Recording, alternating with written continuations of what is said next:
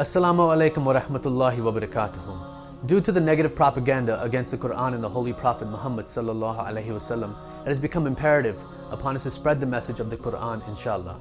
Therefore, Alhikmat kindly requests your support to pledge and sponsor 100,000 Quran drives on CDs. Join us sponsoring Qur'ans on CDs for free distribution fi sabilillah for Muslims and non-Muslims worldwide. You can also sponsor on behalf of family members and relatives that have passed away as Sadaqah Jariyah. As-salamu alaykum wa rahmatullahi wa barakatuhu.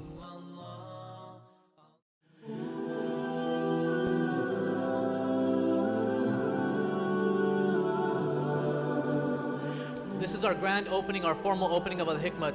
Give a little update on Al-Hikmat because this is the formal opening. It's about Al-Hikmat. Why we are here in Trinidad, what is our purpose, what we hope to achieve, inshallah. Al-Hikmat is such a beautiful journey which has such a powerful name which is rooted in wisdom. But when I thought about it, there's perhaps one word better to describe this in conjunction, and it is Hikmah, or service. And I saw all religion, Catholics, I saw Jews, I saw everybody, and they were so comfortable. While in America they were burning mosques and destroying mosques, you were building bridges. You were building bridges with the Jews. You were building bridges with the Christians. You were building bridges with the Anglicans. And you were doing something that very few were doing. But are we doing our part in stepping out of our khutbah, in stepping out of our masjid, in stepping out of our madras? Are we doing our part to go and reclaim the true Islam that Trinidad and Tobago should see? Take notice. Sajjal ana Arabi. Take note, I am Arab. Or Sajjal ana Muslim. Take note that I am Muslim. And this is the truth of what it should be. You see, this is why I am so pleased to come here today, to support the work of Al-Hikmat.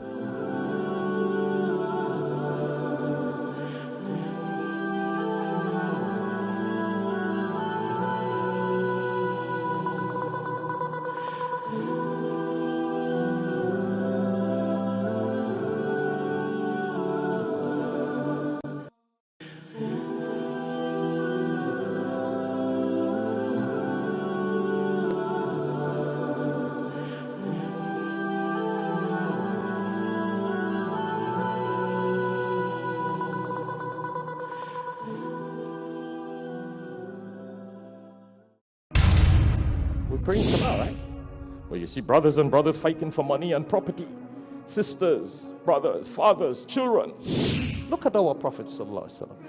1400 years ago he said, I don't fear that you guys will do shirk, assign partners to Allah, but my fear is you will envy your brother and your sister for worldly things.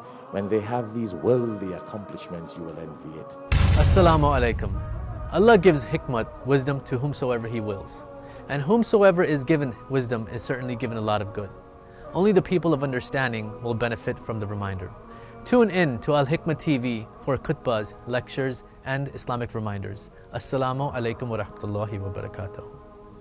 Generous brothers and sisters are kindly requested to give from their zakat and sadaqah to Al-Hikmat services, so we can provide Islamic materials and literature to brothers and sisters in correctional institutions, plus to new Muslims and non-Muslims who are needy and seeking to learn Islam, inshallah. For more information, contact Al-Hikmah office at 954-986-0158 or visit our website www.alhikmat.com. You can also make checks payable to Alhikmat Services Inc., or you can donate with a credit card on PayPal, www.alhikmat.com. Assalamu alaikum. Become an Alhikmat AAA member and get discounts from businesses worldwide. By becoming a member, you will receive a free copy of Alhikmat magazine and other publications, emails on current events, recent videos on Alhikmat TV, YouTube, lectures, interviews, and much more. You can contact Alhikmat Services at 954-986-0158 or email us at alhikmat@alhikmat.com. Alhikmat TV presents a great way to spread the Sunnah. Have a Sunnah attitude. In the Holy Quran, Allah subhanahu wa ta'ala mentions in chapter 33 verse 21, Bismillahir Rahmanir Rahim, لَقَدْ كَانَ رَسُولُ اللَّهِ أُسْوَةً حَسَنًا, that ye indeed in the Messenger of Allah subhanahu wa ta'ala a beautiful pattern of conduct. Join us for our 100,000 t-shirt drive. For more details or to place an order, contact Alhikmat Services at 1-800-804-0267, or you can visit us on our website at www.alhikmattv.com. Assalamu alaikum wa rahmatullahi wa barakatuh.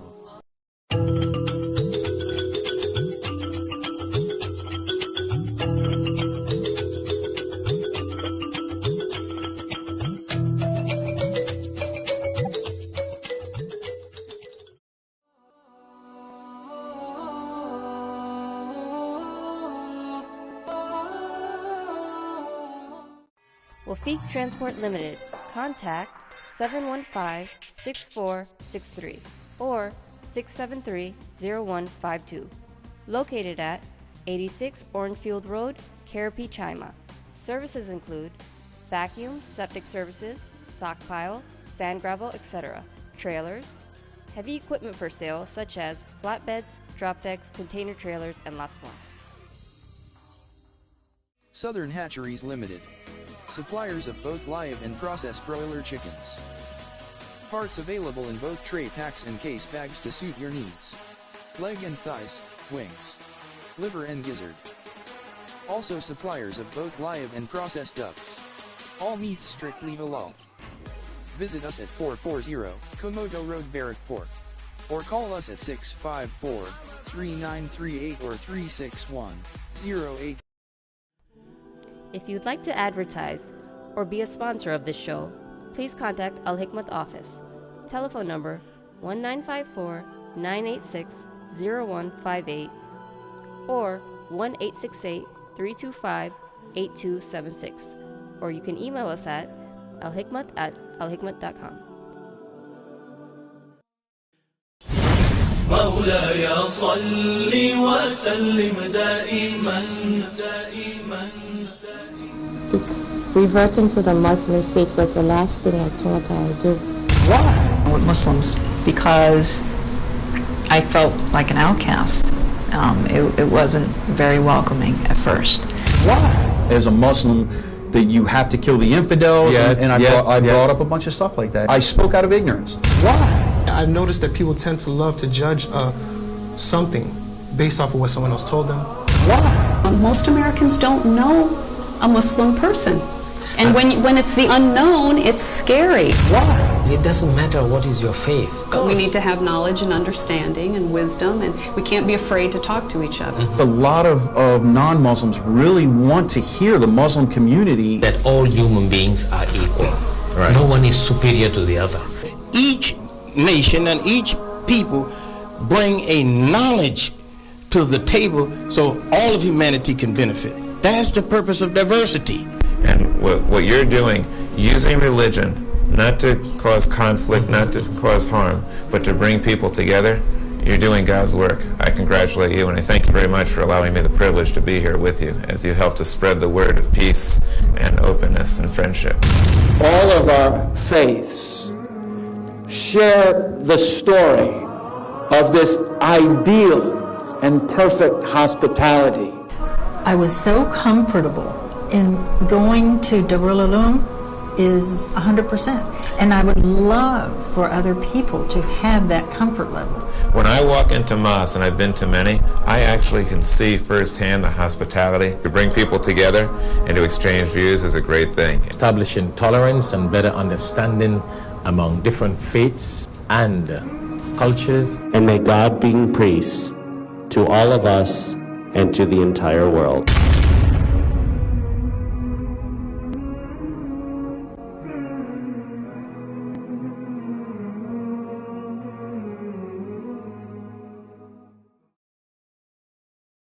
Welcome to Who is Who in America.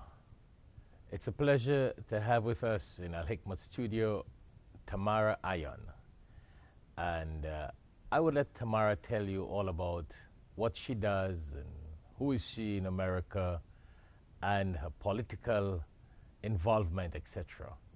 So it's a pleasure to have with us on Alhikmat TV on this very well-known show, Who is Who in America, our guest, Tamara Ayon. Welcome to the show. Thank you. It's a pleasure to be here. And I know you got a very interesting background. Hence, presently you work with Emerge. Yes, I am currently the State Executive Director for Emerge USA Florida. And before you started working with Emerge, what were you involved with? I was actually the Executive Director for the Broward County Democratic Party here in South Florida, one of the largest Democratic parties and local parties in the country. Mm-hmm. And I'm sure that our viewers would definitely be interested to know your personal background. Are you Christian? Are you Jewish? Well, we know you're not Muslim right now. Right. And I'm saying right now because we don't know what the future holds. But what's your background? So I actually grew up in an interfaith home. My father is Jewish and my mother was Catholic. She passed. But I predominantly grew up with the Jewish culture and Jewish faith, my father's family. So I consider myself Jewish. And how did you get involved with Emerge? Well, I've been working in political advocacy and activism since high school. So I've been very involved in fighting for struggles for the community, locally and nationally. And actually, the former executive director for Emerge USA had heard about the work that I had done with the community and reached out to me when I was working for the Democratic Party. And I left there to come work with the Muslim community. Okay, so Emerge basically does what? So Emerge USA is a political advocacy group for American Muslims and South Asians. And we do everything from voter engagement and voter advocacy to educating the community on issues of policy and how we can, as a community, engage locally to ensure that the rights of American Muslims during domestic policy issues are respected and protected. And we also work to train community members to advocate for themselves. Does Emerge work basically with people locally here in Florida, or is it a national organization? What's their operation? So Emerge USA actually is a national organization. We are located in states across the country. So you got branches in different states? Absolutely, yeah. We have branches in different states. Florida is, and predominantly in key swing states. Okay. So I cover the state of Florida. And who is the founder of Emerge? Kuram Wahid is the main founder. He's on our national board. And Farouk Mita, who are both attorneys and advocates for the community, and they founded the organization. Oh, interesting. So which other states do they exist in? So Emerge USA currently is operating in Virginia, Delaware, Pennsylvania, Texas, Florida. We are in the process of opening a chapter in New York and possibly California. We're all over the country. No, that's interesting. I think that's very interesting. How effective has Emerge been within the political process in America? Well, I think extraordinarily effective, because if you look at political engagement, starts grassroots. Most of Muslim community meet at community centers. They meet at their local mosques, and it's a very tight-knit community. When we go into mosques and talk about things like your local city council races or your local county commissioner races and things like that, and educate you on how to get involved in that level, we're advocating for civic engagement, for providing you everything from training on what your rights are as an American citizen to how to properly advocate for them. So Emerge basically works with Muslims? Yeah, predominantly Muslims. Yeah. Do you have similar organizations in the Jewish and Christian faiths? Yeah, there are similar organizations, but The majority of the organizations that work with other faiths are focused on policy and less on community engagement. We kind of have a well-rounded approach where we're not just sending lobbyists to Tallahassee or to Washington, D.C. We're coming into your mosques and your community centers and talking to you as an individual, asking what your concerns are, and then translating that into our policy initiatives. So generally speaking, Emerge really activates people to get involved, or Muslims to get involved in the political process. Absolutely, yeah. Okay, that's very, very interesting. Very, very interesting. And I think it's well needed and most needed in the United States of America, especially now. Yeah. Your involvement with the Muslim community, coming from a Jewish background, what sort of feedback do you get from Christians and Jews and non-Muslim friends? Why are you with Muslims? Why are you working with Muslims, etc.? Right. I think, thankfully, I have a very inclusive circle that I'm with. But I did have some feedback from people that didn't understand why I was working with the community, and always kind of saw the Muslim community as the other. Because, you know, can you go into the mosques? Can you do these things? Are you allowed to talk to them? There's a lot of misunderstanding of who the community is and what the faith represents, because of the narrative that you're constantly seeing on TV. So a lot of, you know, I had mixed reviews from people as far as my engagement goes, and I was able to come back and say, listen, a lot of the people that I work with have become my friends and my family, and we break bread together and spend time together, and I'm in their mosques and they're in my temple, and it's been a phenomenal experience. I've had a very warm and welcoming experience from all the brothers and sisters in the community so far. Do you think 2016 election, this election with Hillary Clinton and President-elect Trump, I would say now, soon he's going to be President of the United States of America. Do you think this election created more awareness of Islam and Muslims in America, or did it create a more negative attitude of the people who are not Muslims or anti-Islam?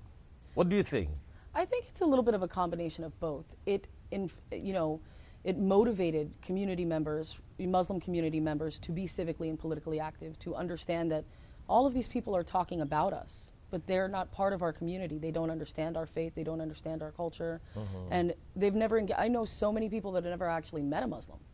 So during the election, because it was on your television screen and on your Facebook feed and consistently in your face about who Muslims were and what they were going to do to the country and this sort of thing, it became a dinner table topic where families were talking about Islam and families were talking about Muslim community members that they met or that they knew. You know, it developed, I think it actually helped, oddly enough, develop a stronger dialogue and understanding of the community. And you mean the awareness of Islam? Awareness of Islam and of Muslims, and that Muslims, American Muslims, are part of the fabric of this country. They, you know, there's a lot of Muslims that I went to school with. And that's what I want to get at. The non-Muslims during this election, do you think they got that picture that Muslims are part of the fabric of this country and they're part of the society, you know, as opposed to this ISIS and 9/11 rhetoric and anti-Islamic scenario? Yeah, absolutely. I think that's exactly what happened. It provided an opportunity for non-Muslims to realize, oh, my doctor is Muslim, my daughter's teacher is Muslim. Whereas before, it wasn't even something that would occur to them. Muslims were just another number. It was just another number, and now they became people to the voting population. When we start talking about issues like Syrian refugees and not allowing them to come into the state of Florida or to come into the country, and then you talk to other refugees from the Haitian community or the Cuban community, and the struggle is the same. So there becomes a consciousness of how Muslim Americans, their faith and their drive and their commitment to family and religious values are not that different from mine or others. So looking at the final analysis of everything, it really was for the better. Yes. That people became more conscious of Islam and Muslims, and I mean non-Muslims, or Americans in general became more conscious of the existence of Muslims and Islam. Maybe we may want to say even President-elect or President Trump became more conscious of that.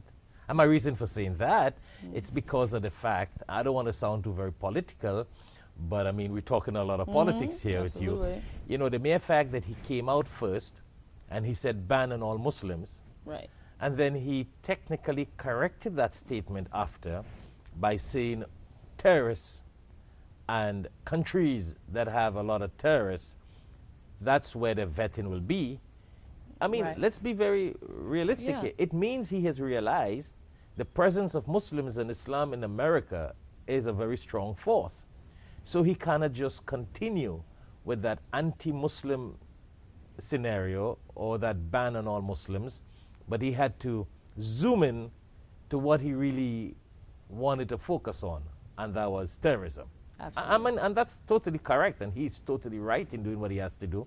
And I suppose we all join in that mission. I mean, Islam does not support terrorism. Islam is against terrorists. And, you know, the President of America, we have to join with him and support him against terrorism, because Islam does not support that. So coming from that level, even though he made that statement to ban all Muslims, and then he withdrew that statement and said he's vetting terrorists, basically, that's a sign that the awareness of Islam and Muslims and the strength of Muslim and Islam in America made an impact. Absolutely. I think when that statement was made, there was a lot of feedback and pushback from American Muslims who grew up here, who are from here, who are not who do not feel as though they're the other, and said, "Wait a minute, I'm not a terrorist. You know, I'm part of this country. You know, I'm an American citizen." And aside from that, other individuals from those conversations at their family dinner tables started to voice their concerns as well, and that had to put President-elect Trump, you know, had to put that in perspective for him.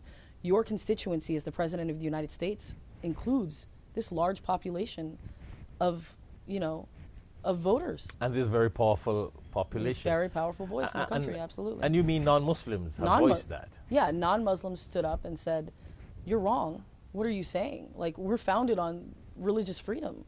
How can you tell me that, you know," this is what he was saying was very similar to the language of, you know, of some fascists in our history about, you know, separating people based on their faith.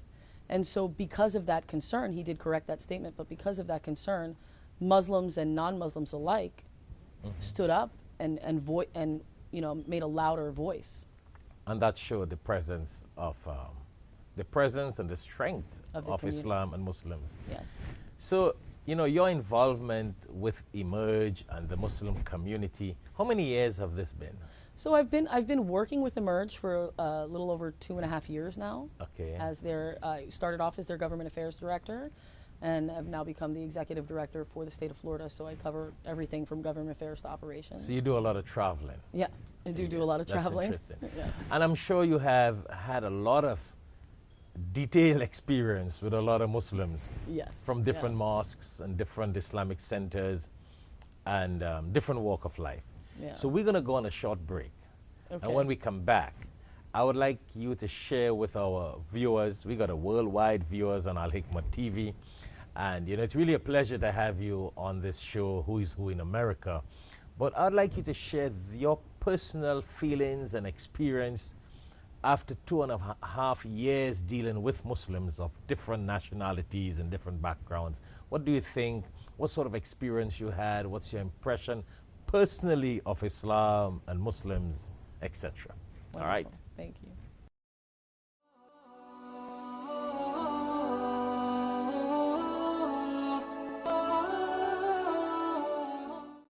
Wafiq Transport Limited.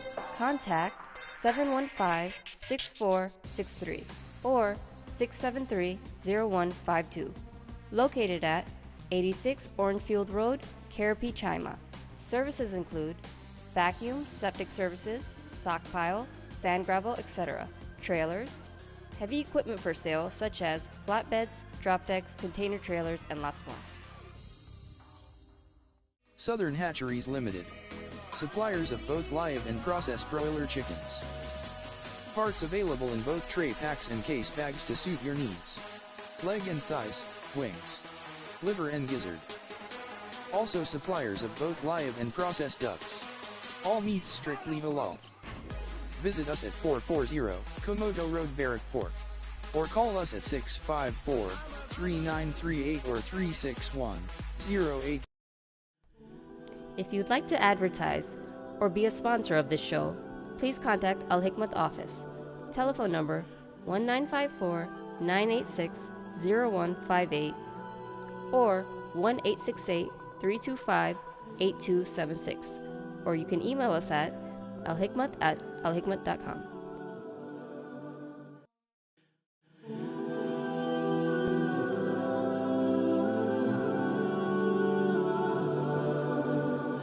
This is our grand opening, our formal opening of Al-Hikmat.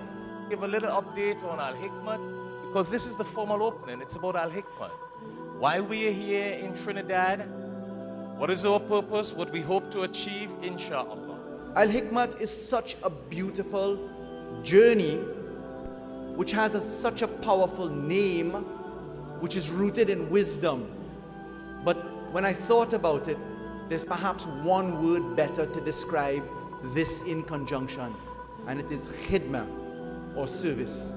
And I saw all religion, Catholics, I saw Jews, I saw everybody, and they were so comfortable. While in America they were burning mosques and destroying mosques, you were building bridges. You were building bridges with the Jews. You were building bridges with the Christians. You were building bridges with the Anglicans. And you were doing something that very few were doing.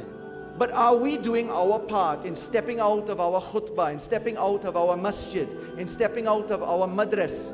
Are we doing our part to go and reclaim the true Islam that Trinidad and Tobago should see? Take notice. Sajjal ana Arabi. Take note, I am Arab. Or Sajjal ana Muslim. Take note that I am Muslim. And this is the truth of what it should be. You see, this is why I am so pleased to come here today, to support the work of Al-Hikmat.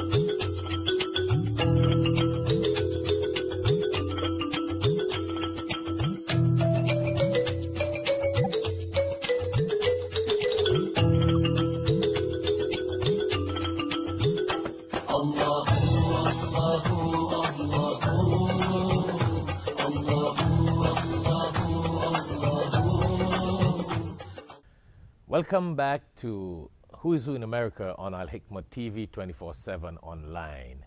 It is indeed a pleasure again to have with us in the studio Tamara, Ayon, and we had a wonderful discussion before we went on the commercial break on her involvement with Emerge, a political organization, if I want to say, that gets people involved, activate people, motivate people to get involved in the political process of the United States of America.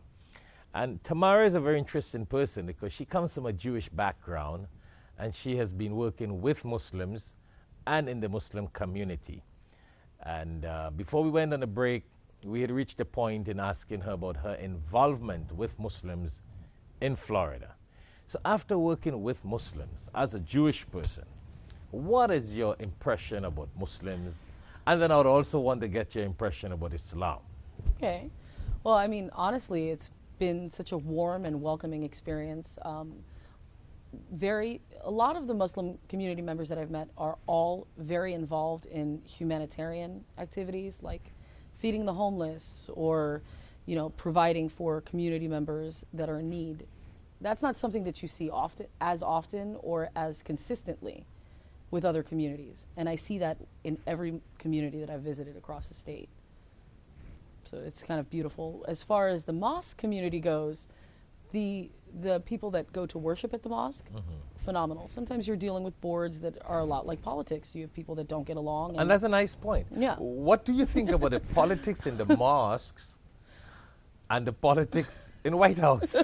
I think they're very similar. There's a lot of contentiousness, and sometimes that can take away. Are we saying we got a lot of Trump and Hillary in the mosque? Yeah, you've got a lot of Trump and Hillary in the mosques, and that often takes away from the faith and from the message that the community is attending the mosque to experience and participate in and be part of. And I think that can be detrimental in a lot of ways. But I don't think it's just with the Muslim community. I think it's with with a lot of politics and religion, religious institutions. Politics and religious institutions. When I go around in interfaith programs and people tell me religion is the main reason for all the wars or most of the wars in the world, I tell them it's not religion. It's the people who use religion for their own political, ego and political agenda. So other than the politics in the mosque, what about Islam? How do you... I think it's an incredible faith. I think it's, there's so much of it that is so familiar, coming from a Jewish background, being part of the Abrahamic faiths. I have a greater understanding of the community. There's so many similarities between the two. And the values of compassion, mercy, and justice that are demonstrated consistently in everyday actions, from the way that you communicate with other people, to providing helpful services, to the way that we pray, to the way that we when you go into a mosque. Were you very involved in Judaism? I don't know. I hope I'm not getting too personal. No, it's okay. It's absolutely not. My grandmother was extremely religious. She was a Russian Jew, and so I grew up with a strong understanding of Judaism from her, because I grew up in South Florida with my father's side of the family, and she was kind of the matriarch of the family, if you will. So I did grow up with a strong understanding of Judaism. I didn't grow up in an Orthodox home, but I was exposed to it quite a bit. So what are some of the things in Judaism that you can remember, one or two or few, that you see similar in Islam? If you meet really religious Jews, women are covered, just like in Islam, the men are covered. The way that we communicate with each other, these issues of politeness, as far as like a man not being able to look in a woman's eyes when he's communicating with her, those are all those practices are all the same. And the relationship between God is very personal. I think when you walk into a mosque, you find, although you are praying together, each conversation is its own. And that's why there's an avoidance of distractions around you. There's also a separation in a temple between men and women. So there are a lot of... In the Jewish synagogue. In more conservative synagogues, you'll find that women are covered. They're on the other side of the... It's very similar. And that's a question a lot of non-Muslims ask. Why are women oppressed? And why are they covered? And why are they put on the other side? Not realizing it's Orthodox Judaism.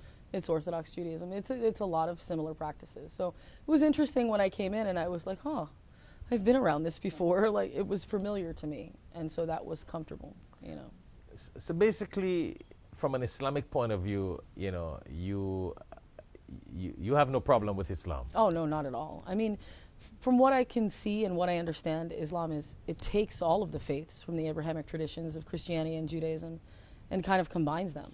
Before I came to work with the community, I didn't know about the fact that they believed in the Virgin Mary or that Jesus was a prophet or these sorts of things. I didn't know because. And that's a good point. What was really your impression about Islam and Muslims before you started working with Muslims? I mean, be honest. I wanted to share this with our viewers. We got viewers worldwide here on Alhikmat TV, people in Pakistan and Afghanistan and Arabia and the Caribbean, Africa, so people are very much interested in knowing.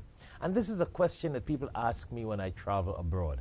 What do Americans think about Islam and Muslims? And you are really an ideal American, Jewish background, involved with Muslims. So your words are much more stronger than myself talking on a dialogue with another interfaith person which to some point is only politics. Right. It's only talk. You're speaking from experience. What were really your impression about Muslims and Islam before you started working with Muslims and Islam? Well, even something as simple as I never thought that I could go into a mosque. It never occurred to me that I would be able to just walk in and pray next to you. It never felt like it unintentionally, I think subconsciously, there was always this impression of the other. And I think that's not something, I wasn't raised that way. I grew up in a very inclusive family, and I had Muslim friends, but I never went to church. I never went to mosque with them. It seems as though it was a very segregated community that kind of kept to itself. Everything from not just prayer, but youth services and things like that. Everything is very separated. So there wasn't an opportunity for me to develop relationships with young Muslims growing up because they weren't participating in the same activities I was, because everything they were doing was at a mosque. Okay. So it was developing, I think through developing relationships.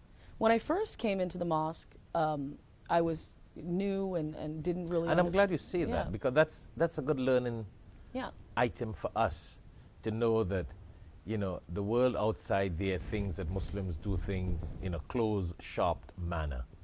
And I don't think it's intentional. It's not intentional. Yeah, it's not intentional, but there's a way that as an outsider, as a non-Muslim, a lot of my friends, when I first came to work with the community, were very surprised that I was even allowed to go inside a mosque. And where would you get that impression? Why would you think that I can't go inside a mosque? Well, I don't know. I've never been to one. I've never been invited to one. I didn't know that you could just walk in. Don't you have to be a member of the mosque? Don't you have to be Muslim? I said, well, do you have to be Christian to go pray? Do you have to be Jewish to come to synagogue with me?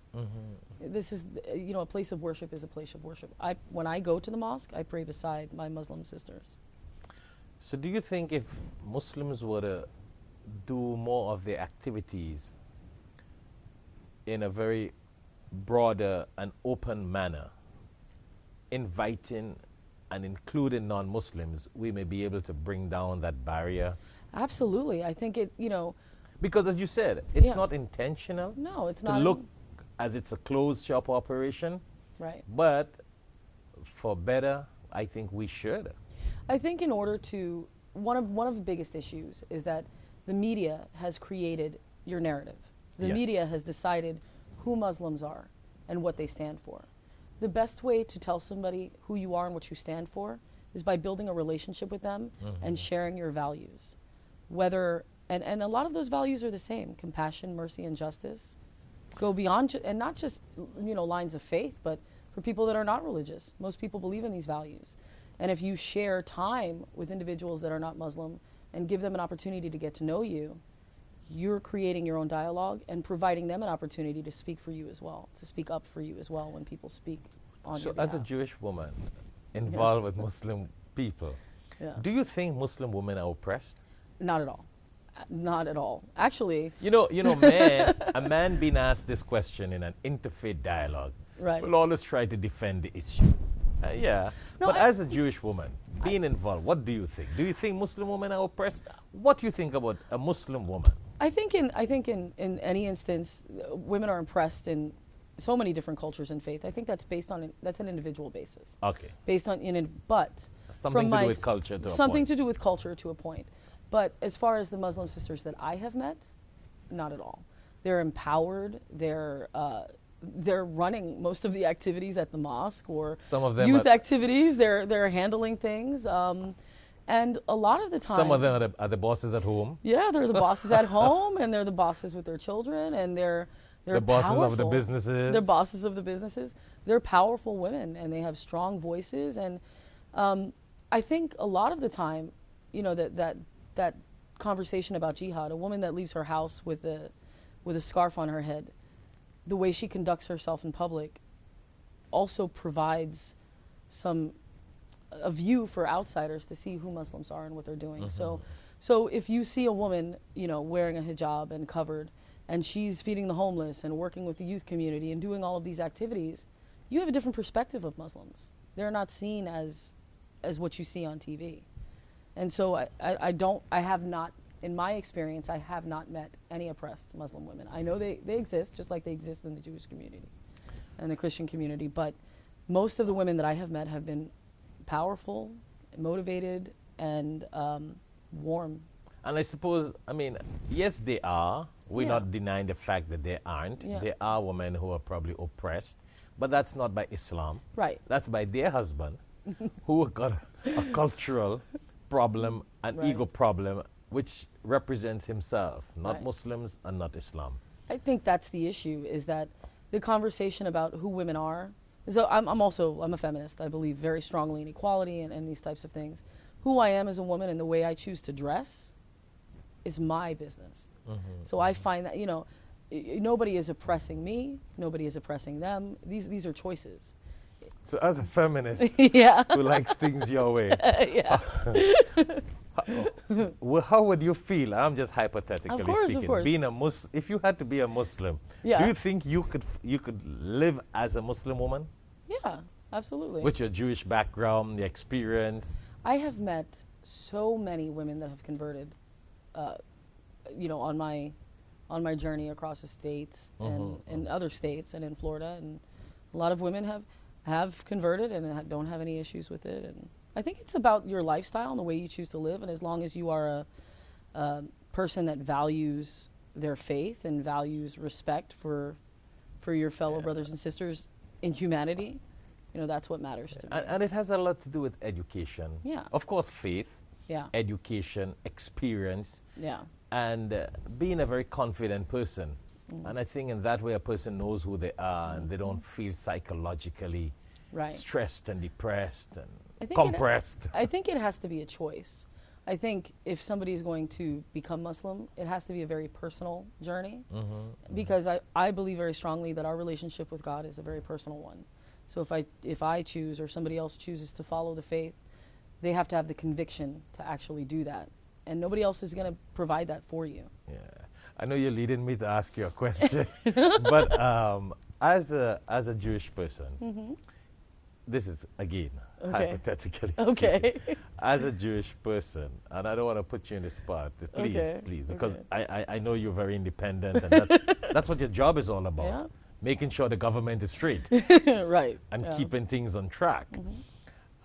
If ever you have to choose another faith other than Judaism, what faith would you choose? Oh, that's a really good question. I don't know. I mean, I would have to, for what I know about Islam and Christianity, and that's a good question. I don't know. I would have to learn more. I would have to read more and learn more about not only the faith but the practice of the faith and all of that. Yeah.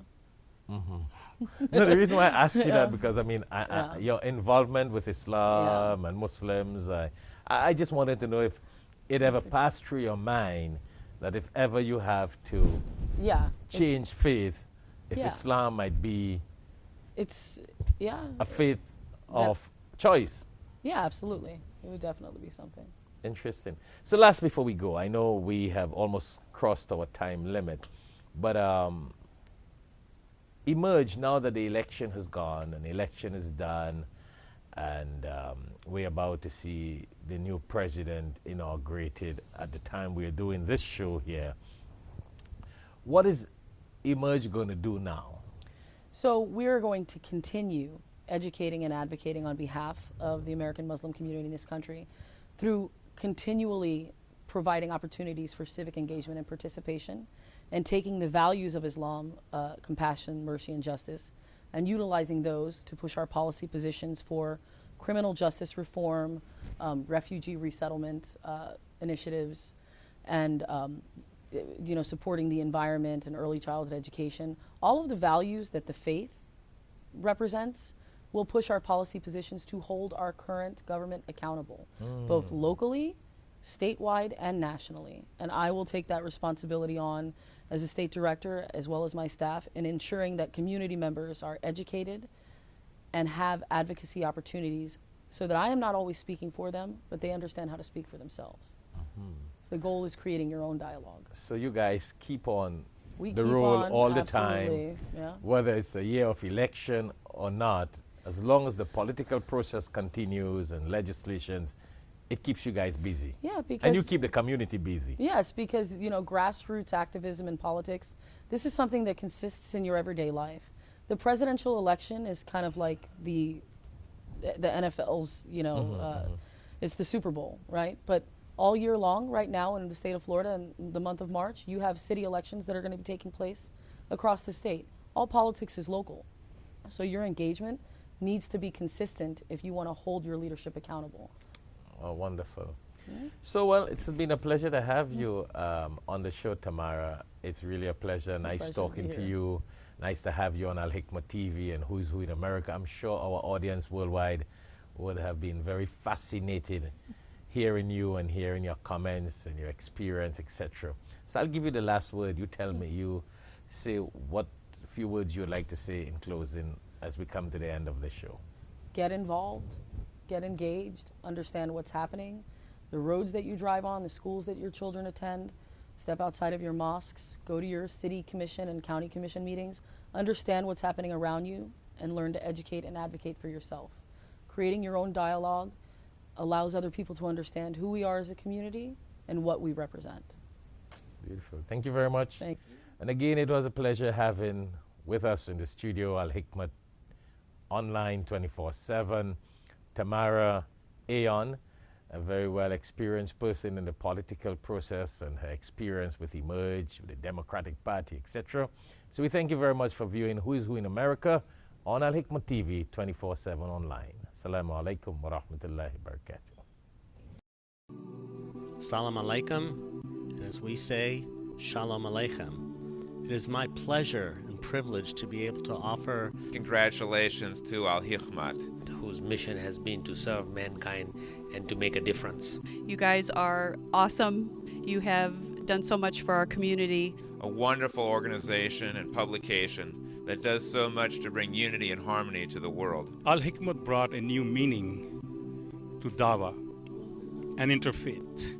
This is an organization that has done tremendous work for the Muslim community and non-Muslim community. Cares about the entire community and the relationships between Islam and the rest of the world.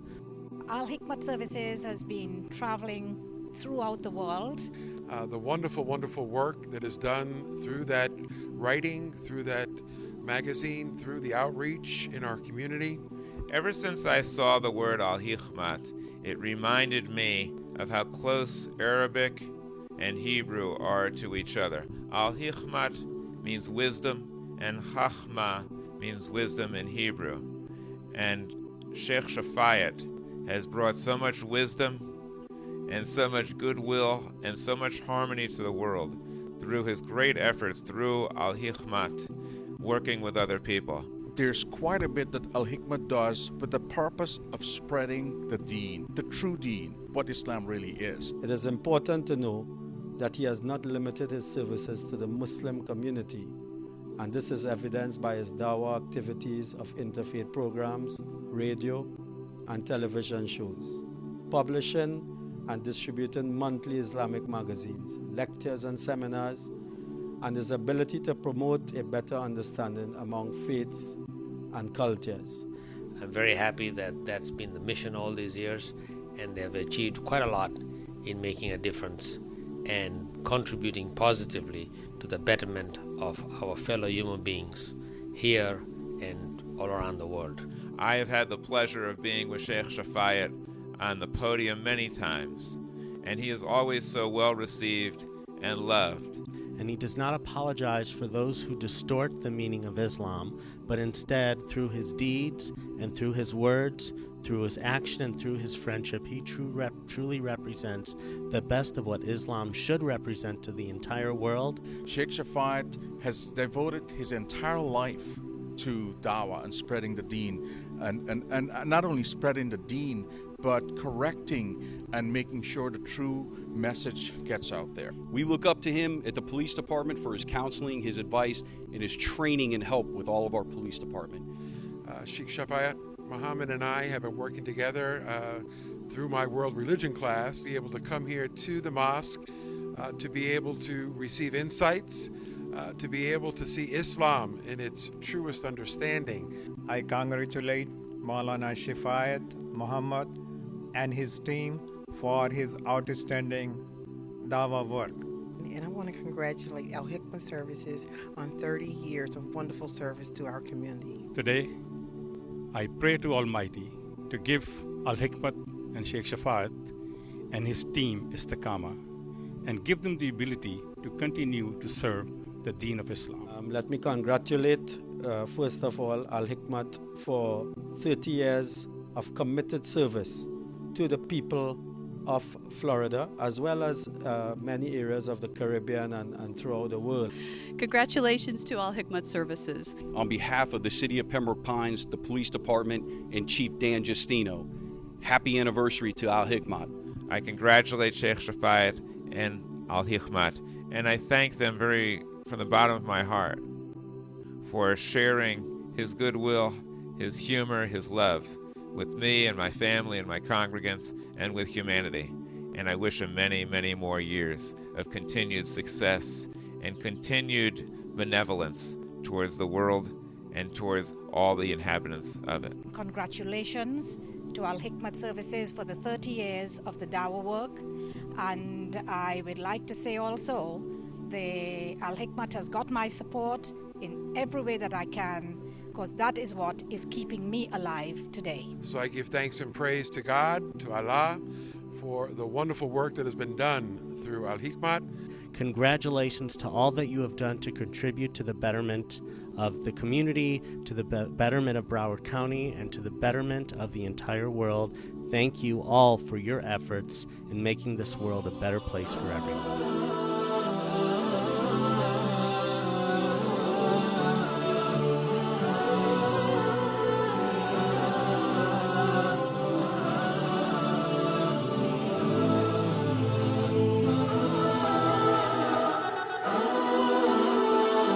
Alhikmat has been serving the Muslim and non-Muslim communities for the past 30 years through the publishing and distribution of Islamic literature and radio, and also TV programs, plus interfaith activities.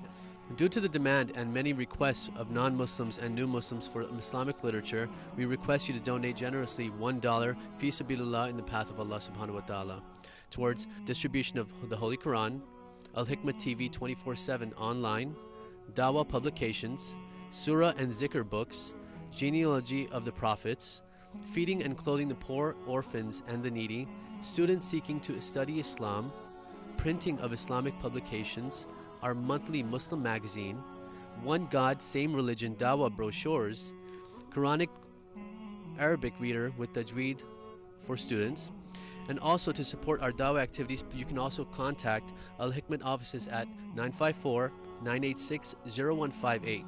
at 954-986-0158, or you can also visit our website at www.alhikmat.com. That is www.alhikmat.com.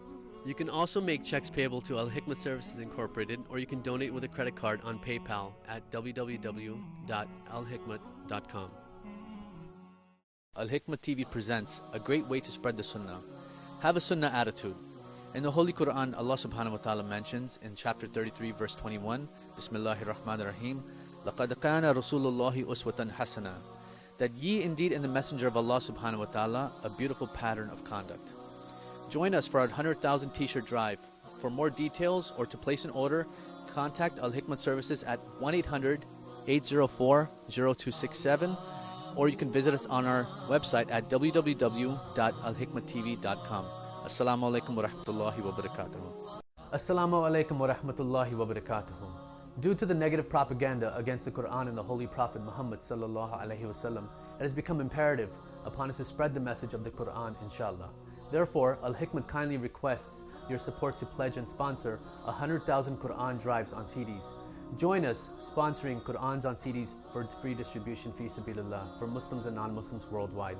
You can also sponsor on behalf of family members and relatives that have passed away as Sadaqah Jariyah. Assalamu alaikum wa rahmatullahi wa barakatuh.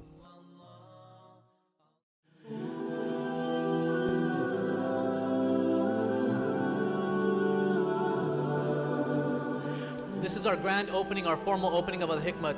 Give a little update on Alhikmat, because this is the formal opening. It's about Alhikmat. Why we are here in Trinidad, what is our purpose, what we hope to achieve, inshallah. Alhikmat is such a beautiful journey which has such a powerful name, which is rooted in wisdom. But when I thought about it, there's perhaps one word better to describe this in conjunction, and it is Hikmah, or service. And I saw all religion, Catholics, I saw Jews, I saw everybody, and they were so comfortable. While in America they were burning mosques and destroying mosques, you were building bridges. You were building bridges with the Jews. You were building bridges with the Christians. You were building bridges with the Anglicans. And you were doing something that very few were doing. But are we doing our part in stepping out of our khutbah, in stepping out of our masjid, in stepping out of our madras? Are we doing our part to go and reclaim the true Islam that Trinidad and Tobago should see? Take notice. Sajjal ana Arabi. Take note, I am Arab. Or Sajjal ana Muslim. Take note that I am Muslim. And this is the truth of what it should be. You see, this is why I am so pleased to come here today, to support the work of Alhikmat.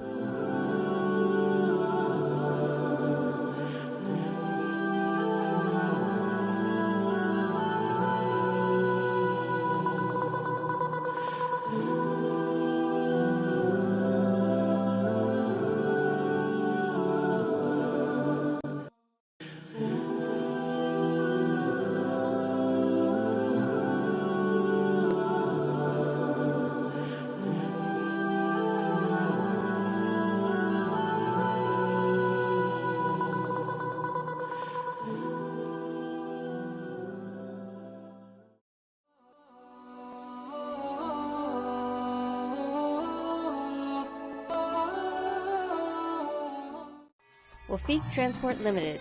Contact 715-6463 or 673-0152. Located at 86 Orenfield Road, Karapi, Chima. Services include vacuum, septic services, sock pile, sand gravel, etc., trailers, heavy equipment for sale such as flatbeds, drop decks, container trailers, and lots more. Southern Hatcheries Limited. Suppliers of both live and processed broiler chickens. Parts available in both tray packs and case bags to suit your needs. Leg and thighs, wings, liver and gizzard. Also suppliers of both live and processed ducks. All meats strictly halal. Visit us at 440 Komodo Road, Barrack Port. Or call us at 654-3938 or 361-08. If you'd like to advertise or be a sponsor of this show, please contact Alhikmat office. Telephone number 1954-986-0158 or 1-868-325-8276. Or you can email us at alhikmat@alhikmat.com.